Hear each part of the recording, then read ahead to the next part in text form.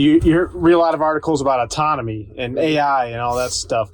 What's your perspective on that kind of technology, and do you see that becoming more mainstream or widespread in the next 5 years, maybe? Yeah.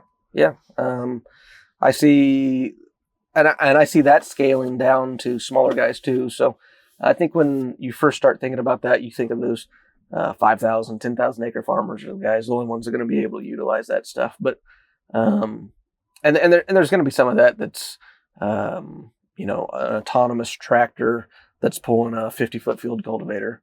A guy that's farming 500 acres isn't going to have something like that.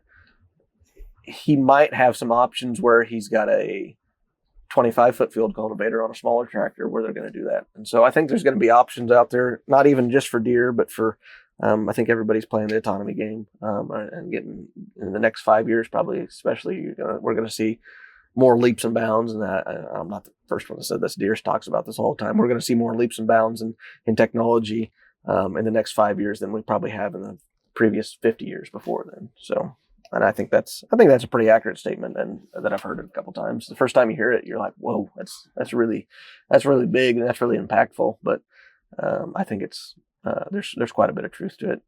It's progressing along, and there's things in the pipeline coming down that are going to definitely make it more accessible to everybody. So.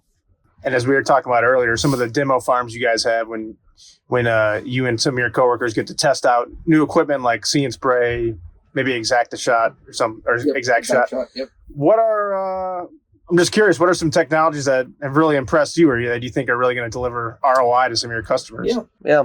See and Spray is a big one for ROI, definitely.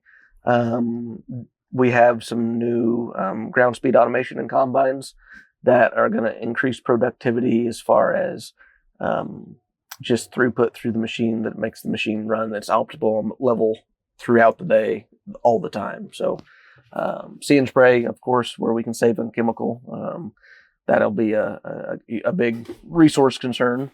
And the other one, I think the biggest resource concern we have as farmers is time.